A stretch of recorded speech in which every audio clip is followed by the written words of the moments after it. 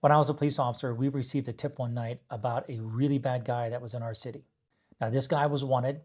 He was wanted in conjunction for robbing several banks. He had been involved in multiple shootouts with police officers, and he was the prime suspect in several murders. So my partner and I, we got together, and we decided what we would do is go out there and look for him and see if we could find him. So we loaded up into one cruiser, and we headed out towards where he was reported to be, which was this massive apartment complex.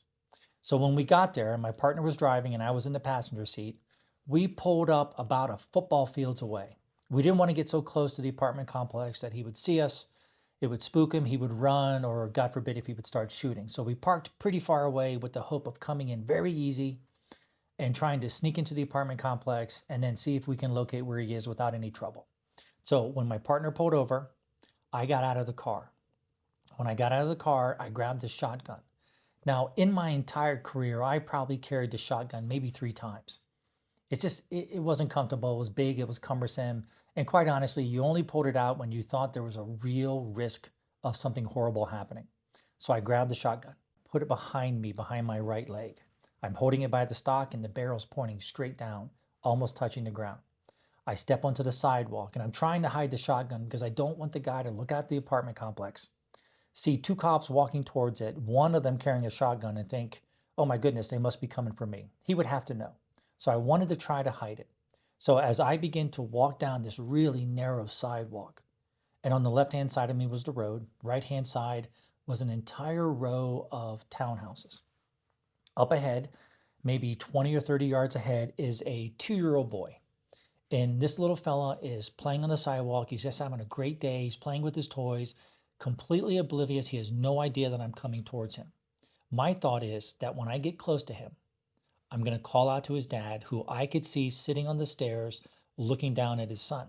That I'd say to his dad, sir, we're about to serve a felony paper. Might be a really good idea to bring him inside just to make sure everything's okay. Before I could say that, before I could do any of that, the dad and I, we lock eyes.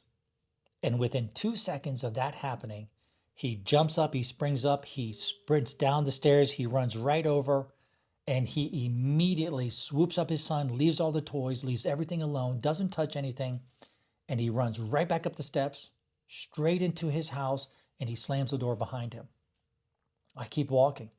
Up ahead, I see another person, and this person sees me. They're totally aware that I'm coming towards them. They're in the sidewalk, they're staring at me, their head is canted, they're trying to figure out what the heck is happening. As I get closer, my thought is to say the same thing, ma'am, if you could, please go inside. We're getting ready to serve a felony paper, and I don't want you to be out here in case something happens. I don't get a chance to say it either. Before I get a chance to tell her that, she just bombards me with a series of questions. What are you doing here? Why are you here? Who are you looking for? Why are you carrying that gun? What's going on? Is everything okay? I do tell her, ma'am, if you will, please, if you can go inside, it'd be the best for everyone. It'd be safe for you. I slide by her and I keep going towards the apartment complex. When I get really close to the apartment complex, I just look over my shoulder to see if there's anyone behind us. And that woman is still standing. She's looking at me, and you can just tell she's trying to figure out what the heck is going on. She hasn't moved one tiny bit. Now, before I get to the moral of the story, let me just wrap up what happened that night. So for your sake, you'll know what happened. What ended up happening was it was a complete bust. Nothing happened. We spent about an hour looking for this guy. We searched all over the place. We talked to lots of people. We were permitted to go in and look in apartments where he was reported to be.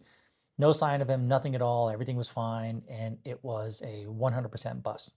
Now, before I move on, let me just say that my partner and I were not upset in any way that we received a tip that did not pan out. If you see something, say something. And do not be afraid that you're going to inconvenience or make upset those who have to go check it out. My partner and I were incredibly grateful for that tip. We were happy to do it. So please keep this in mind. If you know something, you see something, say something, don't worry about it. No one's going to get upset at you, right? We're going to appreciate and be grateful that you played your part, and then we'll try to play our part. So what's the true moral of the story? The true moral of the story is that father, in that split second, he identified a threat, he assessed the threat, and then he intervened and managed. Our staff members, our teachers, our students, anyone who works inside of a public school must be that good.